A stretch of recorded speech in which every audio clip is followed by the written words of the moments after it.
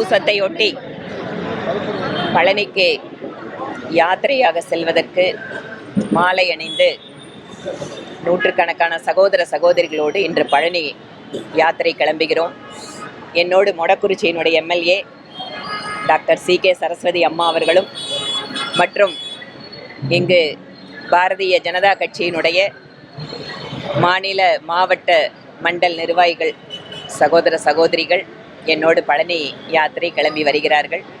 ஈச்சனாரியிலே விநாயக பெருமானை வழங்கி எங்களுடைய யாத்திரையை துவங்குகிறோம். வெற்றிவேல் முருகனுக்கு அரோகரா. தமிழ் கடவுள் முருகன்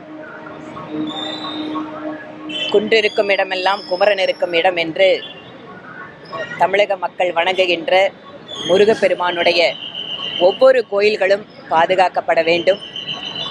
முருக பக்தர்களுக்கு என்னென்னவெல்லாம் வசதிகள் தேவையோ அத்தனை வசதிகளையும் தமிழக அரசு ஏற்படுத்தி கொடுக்க வேண்டும்.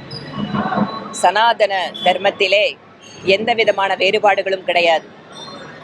எந்த கோயிலாக இருந்தாலும் எந்தவித வேறுபாடுமின்றி மக்களுக்குள்ளே எந்த பிரிவினையும் இல்லாமல் அத்தனை பேரும் வென்று வழிபடக்கூடிய இடங்கள் கோயில்கள். அந்த தர்மத்தை பாதுகாப்பதற்காக எங்களுடைய நூற்றுக்கணக்கான இயக்கங்கள் பணி செய்து கொண்டிருக்கிறார்கள். மக்களிடையே இருக்கின்ற அத்தனை வேற்றுமைகளையும் மறந்து அவர்கள் ஒருமித்த மனதோடு இறைவனை வழிபடுகின்ற பொழுது பிரதமர் மோடி அவர்கள் கனவு கண்டிருக்கின்ற வளர்ச்சியடைந்த பாரதம் என்பது சாத்தியமாகும். ஏனென்றால் உலக நாடுகளில் வேற எந்த நாட்டிற்கும் இல்லாத ஒரு ஆன்மீக பலம் இந்த பாரத நாட்டிற்கு தான் இருக்கிறது. ஆன்மீக பலத்தோடு இணைந்துதான் அறிவியலோடு துணை கொண்டு இந்த நாட்டை வல்லரசு நாடாக ஆக்க முடியும் என பிரதமர் மோடி நம்புகிறார். அவருடைய அந்த வளர்ச்சியடைந்த பாரதம் என்கின்ற இலக்கிற்கு உறுதுணையாக இறையருளும் இருக்க வேண்டும் என்பதற்காகவும் இந்த யாத்திரையில் நாங்கள் பிரார்த்தனை செய்து கொண்டிருக்கிறோம். அத்தனை மக்களும் அனைத்து நலன்களும் வளங்களும் பெற வேண்டும் என எங்களுடைய யாத்திரையினுடைய பிரார்த்தனை இருக்கும். இங்கு எங்களோடு வருகை தருகின்ற அத்தனை சகோதர சகோதரிகளும் மாலை அணிந்து விரதமிருந்து பிரதமர் மோடி அவர்களுடைய அந்த கனவினை நினைவாக்குவதற்கு இறையருள் துணை நிற்க வேண்டும் என பிரார்த்தனை செய்து கொண்டிருக்கிறோம்.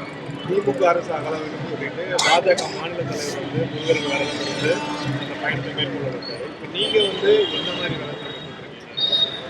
அதாவது நீங்க ஒரு இறைவனுடைய கோயிலுக்கு செல்கின்ற பொழுது, அதுவும் குறிப்பாக பொது வாழ்க்கையில் இருப்பவர்கள் அத்தனை மக்களுடைய நலனுக்காகவும் வேண்டிக் கொள்ள வேண்டும். அநீதி அழிந்திட எந்த ஒரு சக்தி தமிழகத்தில் அழிக்கப்பட வேண்டுமோ அதற்கு முருகன் துணை நிற்க வேண்டும். இன்றைய அரசு எப்படி இருக்கிறது என்பதை மக்கள் பார்த்து கொண்டிருக்கிறார்கள். அதனால மாலை போட்ட இந்த நேரத்தில் நான் மற்ற விஷயத்தெல்லாம் பேச விரும்பலை. இன்று முழுவதும் இறைவனுடைய அந்த இறையருளுக்காக செல்கின்ற யாத்திரை. அதனால நீதி தழைக்க வேண்டும் என்றால் அந்த இறையருள் இங்கு தமிழகத்தில் நிச்சயமாக ஒரு ஆன்மீக சக்தியோடு ஒரு ஆட்சியை மலர செய்வார் என்பதில் எங்களுக்கு பூர்ணமான நம்பிக்கை இருக்கிறது.